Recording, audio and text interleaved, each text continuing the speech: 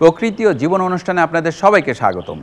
বাংলাদেশের জীববৈচিত্র্য, প্রকৃতি ও পরিবেশের নানা বিষয় নিয়ে আমাদের এই অনুষ্ঠান প্রকৃতি ও জীবন। আমাদের জীবন আর প্রকৃতি একে অপরের সাথে গভীরভাবে জড়িত। এর নদ নদী, জলবায়ু, গাছপালা, প্রাণী, আমাদের সাথে এদের সম্পর্ক, সচেতনতা ও করণীয় তুলে ধরতে আমাদের এই অনুষ্ঠান।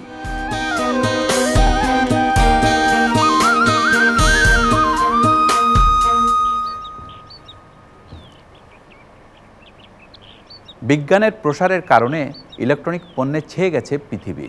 আমাদের দেশেও এসব পণ্যের ব্যবহার বেড়ে গেছে, কিন্তু ব্যবহৃত ইলেকট্রনিক দ্রব্যের যথাযথ ব্যবস্থাপনা না থাকায় দিন দিন বেড়েই চলেছে ইলেকট্রনিক বর্জ্য, যা পরিবেশে খুবই ক্ষতি করছে। আমাদের আজকের পর্ব ইলেকট্রনিক বর্জ্য নিয়ে। এ বিষয়ে আলোচনা করব হাসিন জাহানের সাথে। তবে তার আগে চলুন দেখে আসি প্রকৃতি ও জীবন দলের ইলেকট্রনিক বর্জ্য নিয়ে কিছু তথ্য ও চিত্র।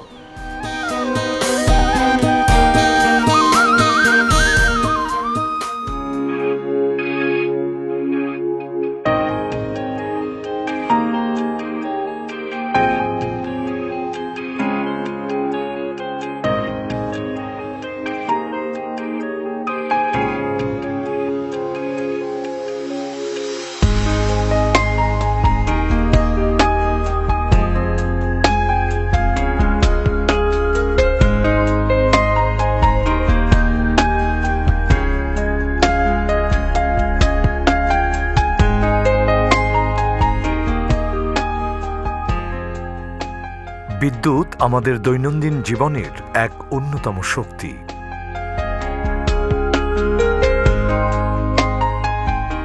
আমাদের প্রতিদিনের কর্মকাণ্ডে বিদ্যুৎ এবং বৈদ্যুতিক যন্ত্রপাতির ব্যবহার অত্যন্ত প্রয়োজনীয় এবং গুরুত্বপূর্ণ।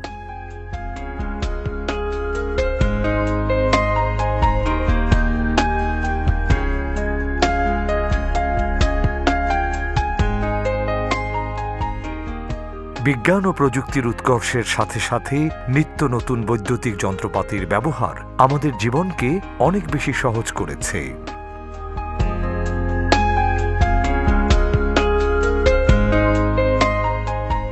শিল্প কারখানা, কৃষি, তথ্য ও যোগাযোগ প্রযুক্তি, গবেষণা সহ বিভিন্ন কাজে বৈদ্যুতিক যন্ত্রপাতি ব্যবহারের কোনো বিকল্প নেই।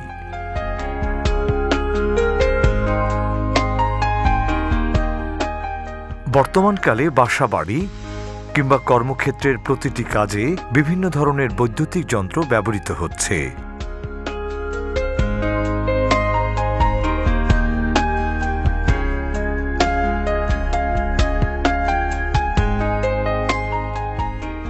তবে বহুল ব্যবহৃত সকল যন্ত্রের কর্মক্ষমতা একসময় শেষ হয়ে গেলে সেগুলো ফেলে দেয়া হয় উন্মুক্ত পরিবেশে।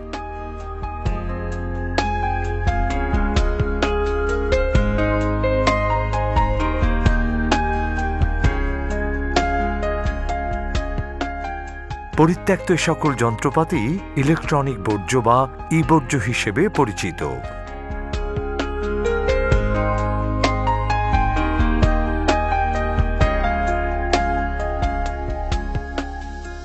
বিশ্বের সকল দেশেই কমবেশি বিদ্যুৎ এবং বৈদ্যুতিক যন্ত্রপাতির ব্যবহার রয়েছে।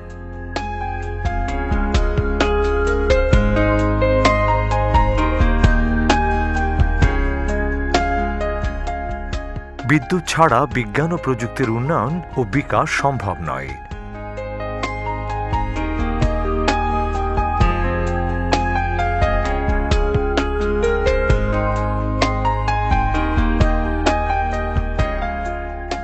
আমাদের দৈনন্দিন জীবনকে আরো সহজ ও সুন্দর করার লক্ষ্যে প্রতিনিয়ত নিত্য নতুন বৈদ্যুতিক যন্ত্রের আবির্ভাব হচ্ছে।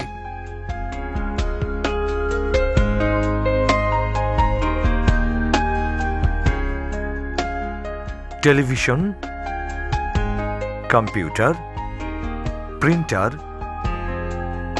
Mobile phone, camera, photocopy machine, video games, medical ও ডেন্টাল সামগ্রী ইত্যাদি আমাদের আধুনিক জীবনে অবিচ্ছেদ্য অংশ।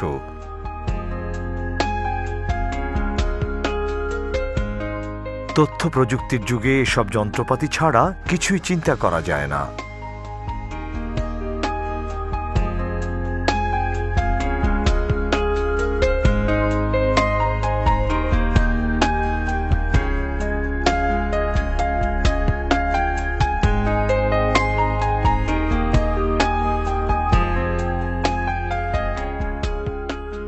উন্নত বিশ্বে মোবাইল ফোন সহ অন্যান্য যন্ত্রের ব্যবহার প্রতিনিয়ত বাড়ছে।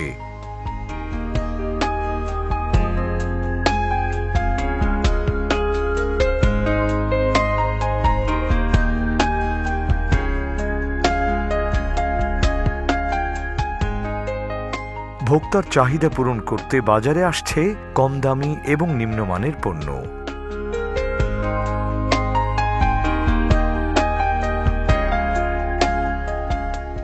কম দামি এবং নিম্নমানের যন্ত্রপাতির আয়ু খুব দ্রুত শেষ হয়ে যায়। তাই এ সকল বৈদ্যুতিক যন্ত্রের ব্যবহার বৃদ্ধির সাথে সাথে বৃদ্ধি পেয়েছে ইলেকট্রিক বর্জ্যের পরিমাণও।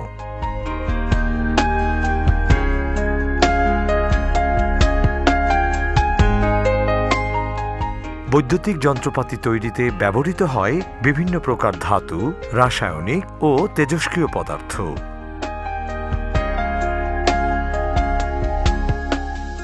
ব্যবহার উপযোগিতা শেষ হয়ে যাওয়ার পর যন্ত্রপাতিগুলো উন্মুক্ত পরিবেশে ফেলে দেওয়া হয়।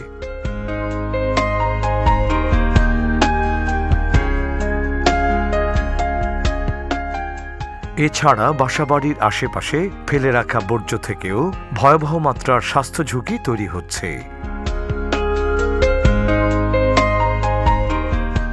দীর্ঘদিন উন্মুক্ত পরিবেশে থাকার ফলে এ সকল যন্ত্রপাতি পরিবেশ ও মানুষ এবং অন্যান্য প্রাণীসমূহের ক্ষতির কারণ হয়ে দাঁড়াচ্ছে।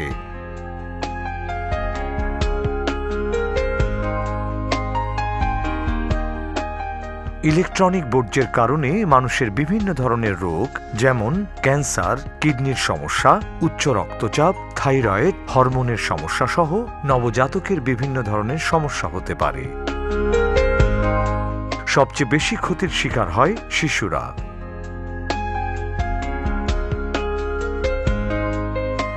সম্পূর্ণভাবে ব্যবহার অনুপযোগী ই বর্জ্য দীর্ঘদিন পরিবেশে উন্মুক্ত থেকে পরিবেশের ব্যাপক ক্ষতি করছে।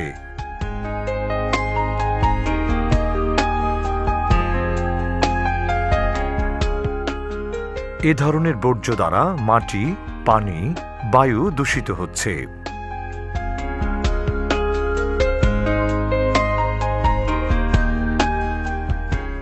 কম্পিউটারের বর্জ্য মাটিতে পুঁতে ফেলার কারণেও মাটি ও মাটির নিচের পানির স্তর দূষিত হয়ে পড়ছে।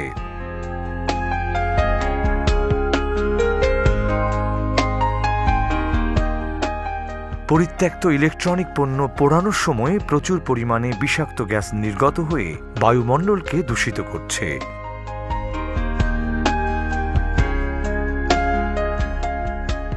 এছাড়া এই অপচনশীল দ্রব্য মাটিতে পড়ে থেকেও মাটির গুণাগুণ নষ্ট করছে। পরিত্যক্ত বৈদ্যুতিক যন্ত্রপাতি থেকে বিভিন্ন ধাতব ও রাসায়নিক পদার্থ, পারদ, সীসা, ক্যাডমিয়াম, বেরিলিয়াম, ক্রোমিয়াম, তামা ইত্যাদি নির্গত হয়, যা পরবর্তীতে পানিতে মিশে পানিও দূষিত করছে। ফলে বিভিন্ন জলাশয়ে বাস করা উদ্ভিদ ও জলজ প্রাণী মারা যাচ্ছে।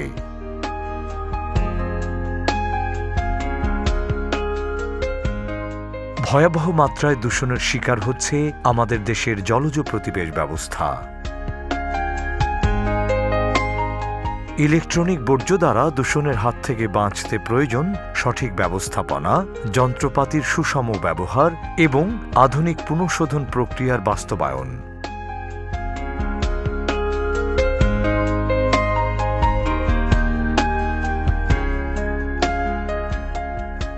বিশ্বের উন্নত দেশগুলোতে পুনর্ব্যবহার বা রিসাইক্লিংয়ের আধুনিক ব্যবস্থা থাকলেও বাংলাদেশের মতো উন্নয়নশীল দেশগুলোতে এ সকল বর্জ্য ধ্বংস, পুনর্ব্যবহার কিংবা সঠিক ব্যবস্থাপনার জন্য প্রয়োজনীয় আইন কিংবা নির্দেশনা নেই। এভাবে চলতে থাকলে ভবিষ্যতে বর্জ্য আরও ভয়ঙ্কর রূপ ধারণ করবে।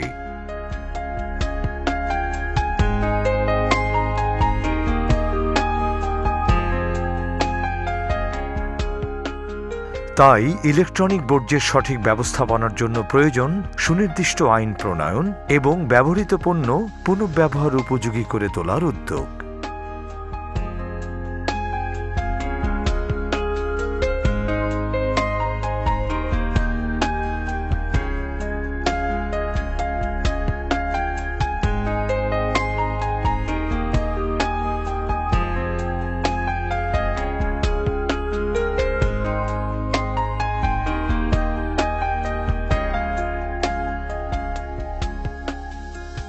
পাশাপাশি দেশে মানসম্পন্ন ইলেকট্রনিক পণ্য আমদানির ক্ষেত্রে সরকার ও সংশ্লিষ্ট কর্তৃপক্ষের সতর্কতা বৃদ্ধি করতে হবে।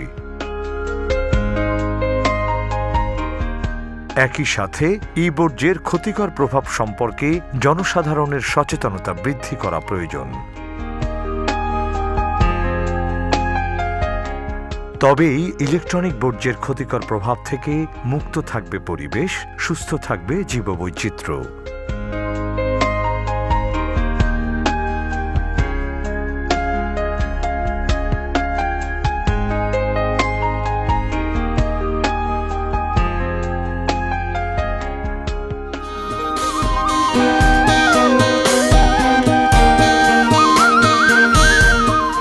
দর্শক মণ্ডলী, আমরা তখন দেখলাম ইলেকট্রনিক বর্জ্য নিয়ে বিস্তারিত প্রতিবেদন। এবার কথা বলবো আমাদের আজকের অতিথি হাসিন জাহানের সাথে। কেমন আছেন? ভালো আছি। আচ্ছা, আমাদের দেশে অনেক ধরনের ইলেকট্রনিক দেখি আমরা। সাধারণত যে ধরনের ইলেকট্রনিক্স আসে আমাদের বাংলাদেশে, কোনগুলো বেশি বর্জ্য হচ্ছে আমাদের এখানে? আপনি শুনলে হয়তো একটু অবাকই লাগবে যে ইলেকট্রনিক বর্জ্যের একটা বড় অংশ আসে সোলার হোম সিস্টেমের কাছ থেকে, অর্থাৎ সৌর বিদ্যুৎ যেটা আমরা বাসায় ব্যবহার করি এবং অফ গ্রিড এলাকা যেখানে ইলেকট্রিসিটি নাই সেরকম এলাকায়, সেটার ব্যাটারি থেকে। আরও কিছু আসে যেমন গাড়ির ব্যাটারি, এটা যখন অবসোলিউট হয়ে যায় সেখান থেকে, সেলফোন, তারপরে আমরা আজকাল ব্যবহার করছি ল্যাপটপ, কম্পিউটার, এগুলোর মনিটর এবং অন্যান্য যন্ত্রাদি। সোলার যে প্যানেলগুলো সেগুলো কি বর্জ্য হচ্ছে? কিছু কিছু সোলার প্যানেল নষ্ট হয়ে যাচ্ছে, তখন ওটা আর ব্যবহারযোগ্য থাকছে না, ওগুলোও কিন্তু বর্জ্যে পরিণত হচ্ছে। এদের সাধারণত কি ধরনের লাইফ সাইকেল এই সোলার প্যানেলগুলো? এটা ডিপেন্ড করে। আমরা যখন সোলার প্যানেলটা নিই তখন সাধারণত গ্যারান্টি পিরিয়ড দেওয়া হয় 20 বছর, কিন্তু ব্যাটারির লাইফ হচ্ছে 1 থেকে 2 বছর সর্বোচ্চ। তার মানে প্রতি 2 বছর অন্তর এটা ওয়েস্টে পরিণত হচ্ছে। এবং আপনি যদি গাড়ির ব্যাটারির কথাও চিন্তা করেন, এর লাইফ কিন্তু 1.5-2 বছরের বেশি না। এই মুহূর্তে প্রায় 25 লক্ষ গাড়ি রাস্তায় চলাচল করছে। তার মানে ধরে নেন 1 থেকে 2 বছরের মধ্যে একটা বড় অংশ ওয়েস্টে পরিণত হবে। এর কিছু অংশ রিসাইকেল হবে, কিন্তু কিছু অংশ পুরোপুরি ওয়েস্ট হিসেবেই থেকে যাবে। আচ্ছা, আমাদের আরেকটি খুব ব্যবহার্য দ্রব্য হচ্ছে গিয়ে মোবাইল ফোন। এটার বর্জ্য নিয়ে কিছু বলা যায়? মোবাইল ফোনের কিন্তু একটা ইন্টারেস্টিং ব্যাপার আছে। প্রথমে আমরা কি করি, মোবাইল ফোনটা নষ্ট হয়ে গেলে রিপেয়ার করি। সো প্রথম লেভেলটা কিন্তু রিসাইকেল হয়, তারপর এটা ব্যবহারের অযোগ্য হয়ে যায়। তখন ওই মোবাইল যারা সারে তারা এই জিনিসটা ভেঙে আলাদা আলাদা করা হয়। প্লাস্টিকের অংশ আলাদা এবং চিপসটা মেটাল অংশ আলাদা, এবং এই মেটাল অংশগুলোকে আবার একসাথে করে এটা কিন্তু সম্প্রতি আমি শুনেছি চীনেও রপ্তানি হয়। It's very interesting. আর একটা খারাপ ব্যাপার যেটা হচ্ছে যে এই যে মোবাইল টেলিফোনটা অনেকদিন জমিয়ে রাখে, এদেরকে আমরা ভাঙাড়ি বলি, যে ওই তো জমায় রাখে ওইখানে, এবং পরবর্তীতে এটা ব্যবহার করছে। সো ওখানে ইলেকট্রনিক জিনিসগুলো, অ্যাসিড বা অন্যান্য লেড বা মার্কারি যেগুলো থাকে, এটা গলে গলে বের হয়ে আসে। তখন সেটা নিয়ে যখন ওরা হাতে কাজ করে তখন ওদের হাতে স্কিন ডিজিজের মতো হয়ে যায়। সো এই ধরনের একটা হেলথ ইমপ্লিকেশন বড় হয়ে দেখা দিচ্ছে এবং ভবিষ্যতে এটা আরও বাড়বে। ল্যাপটপ বা এই ধরনের জিনিসের ইমপ্লিকেশনটা এই মুহূর্তে খুব বড় হয়ে আমাদের কাছে দেখা দিচ্ছে না, কারণ এখনও আমাদের দেশ ডেভেলপিং কান্ট্রি হিসাবে অনেকবার আমরা রিসাইকেল করি, কিন্তু এর প্রভাবটা দেখা যাবে আর কয়েক বছর পরে। তখন একটা বিশাল সংখ্যক ল্যাপটপ পুরো অকেজো হয়ে যাবে এবং পুরোপুরি ওয়েস্টে পরিণত হবে। আমাদের দেশে এই ধরনের দ্রব্যের ব্যবহার কিন্তু অনেক বেড়ে গেছে আগের থেকে এবং বাড়ছে ডে বাই ডে। সুতরাং ভবিষ্যতে একটা বিশাল সমস্যা হবে যদি আমরা এখনই চিন্তা না করিয়ে নিয়ে। হ্যাঁ, এবং আমাদের যে চিন্তাটা করা দরকার, এর যে রিসাইক্লিং হচ্ছে কোনো ফর্মাল সেক্টরে রিসাইক্লিং হচ্ছে না, এবং ইনফর্মাল সেক্টরটাকে আমরা বন্ধ করতে পারবো না। আমাদের যেটা করা দরকার এই ইনফর্মাল সেক্টরটাকে ফর্মালাইজ করা এবং তাদেরকে ট্রেন করা, হেলথ অ্যান্ড সেফটিটাকে এনশিওর করা এবং তাদেরকে ওরিয়েন্ট করা যে কীভাবে বেটার ওয়েতে এই রিসাইক্লিংটা করবে, এবং এটার সাথে রিসাইক্লিং ইন্ডাস্ট্রি অথবা মেইন ইন্ডাস্ট্রিকে লিঙ্ক করা, যে রিসাইকেল এলিমেন্টটা যাতে পুনরায় সঠিকভাবে ব্যবহার করা হয়। সো এখানে একটা বড় ধরনের কাজ করার সুযোগ আছে। এই ইলেকট্রনিক বর্জ্যের মূল উৎসগুলো কি? একটা বড় অংশ তো বাইরে থেকে আমদানি হচ্ছে, এটা এক। দ্বিতীয় হচ্ছে যে আভ্যন্তরীণ আমরা কিছু উৎপাদন করছি। তৃতীয় হচ্ছে এই যে রিসাইকেলড অংশগুলোকে নিয়ে ছোট ছোট কোম্পানি মফস্বলে রিসাইকেল করে আবার নতুন কিছু তৈরি করছে, যেমন ব্যাটারি, পুরানো ব্যাটারির অ্যাসিডটাকে ব্যবহার করে, অন্য ব্যাটারির খোলটাকে ব্যবহার করে তারা হচ্ছে নতুন একটা স্বল্প আয়ুর ব্যাটারি কম দামে তৈরি করছে এবং এটা ব্যবহার করছে বা বিক্রি করছে মফস্বলে। আচ্ছা, এই ব্যাটারির বাইরে আমরা যে ব্যাটারিগুলো আমাদের দৈনন্দিন কাজে ব্যবহার করি বাসায়, যেমন ছোট ব্যাটারিগুলো, সেই ব্যাটারিগুলোও কি এর মধ্যে পড়বে? সেই ব্যাটারিগুলো এর মধ্যে পড়ে। এই ছোট ব্যাটারিগুলোর থেকেও গলে ভিতরের যে অ্যাসিড এবং বিষাক্ত পদার্থ সেটা আবার দ্রুত পানিতে বা মাটিতে মিশে যাচ্ছে। সো এই ধরনের কিছু ঘটনা ঘটছে।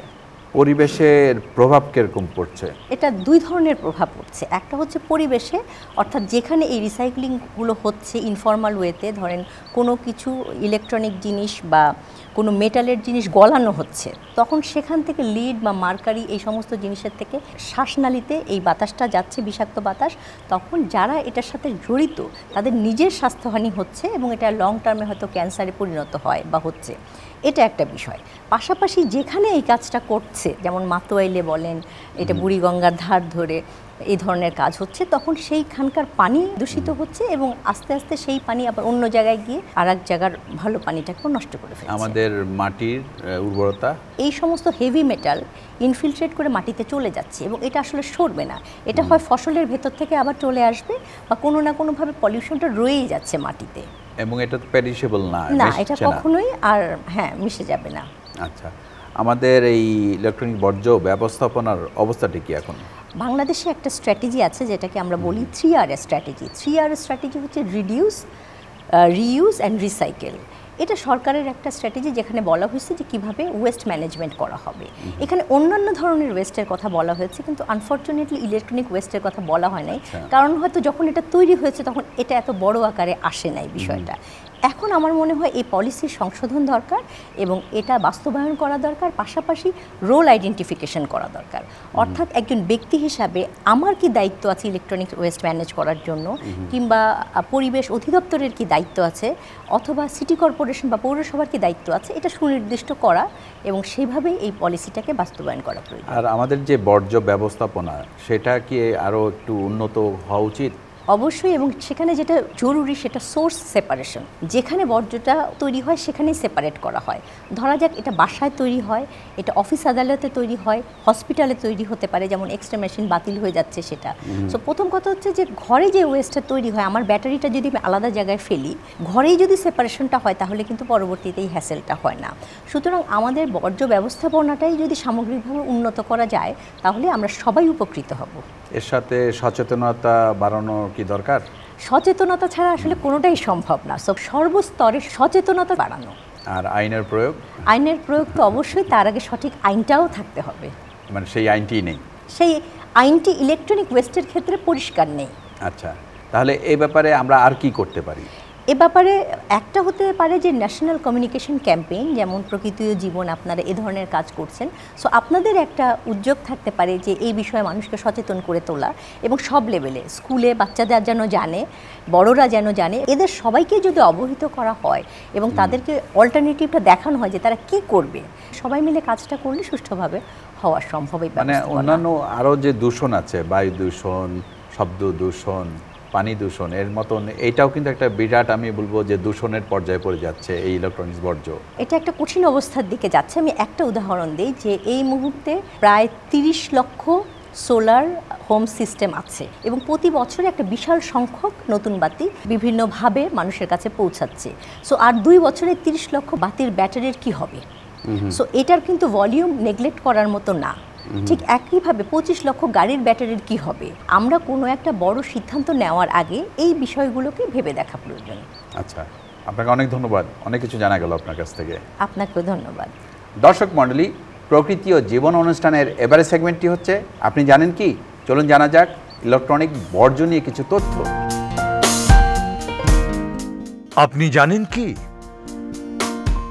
বাংলাদেশে প্রতি বছর প্রায় 32 কোটি টন ইলেকট্রনিক পণ্য ব্যবহৃত হয়।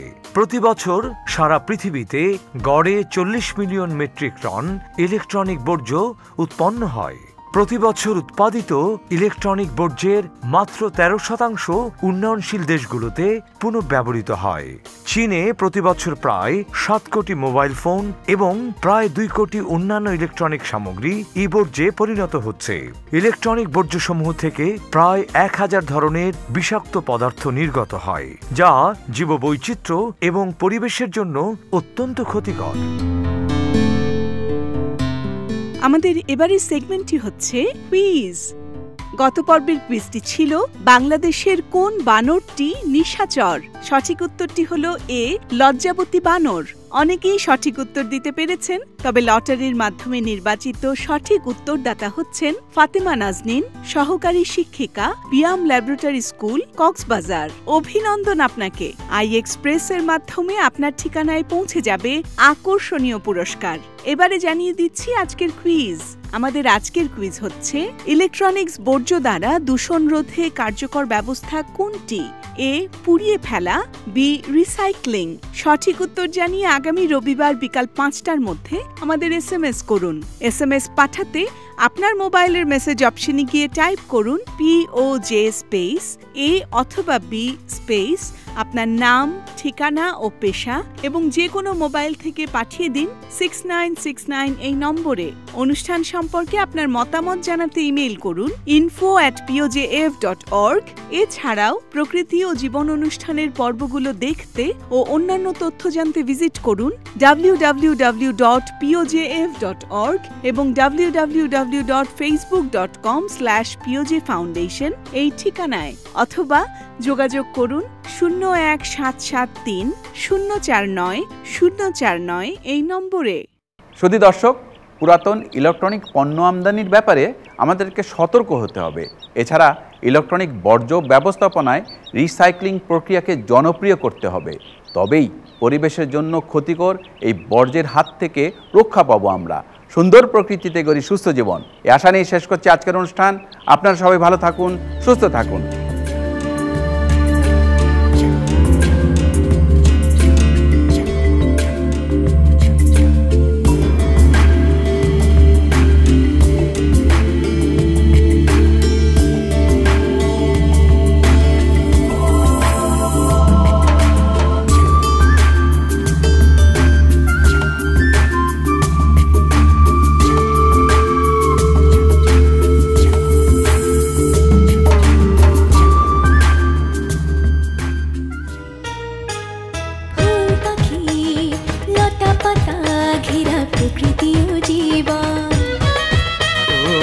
সুন্দর পৃথিবী, মায়াময় প্রকৃতি, বাসবো ভালো সারাক্ষণ। চাই চাই চাই সুন্দর পৃথিবী চাই, চাই চাই চাই সুস্থ পরিবেশ চাই। ফুল পাখি লতা পাতা ঘেরা প্রকৃতি ও জীবন। ও সুন্দর পৃথিবী, মায়াময় প্রকৃতি, বাসবো ভালো সারাক্ষণ। এসো হাতে হাত ধরে শপথ করে সুন্দর সুস্থ পরিবেশ গড়ি, সুন্দর সুস্থ পরিবেশ গড়ি, সুন্দর সুস্থ পরিবেশ গড়ি।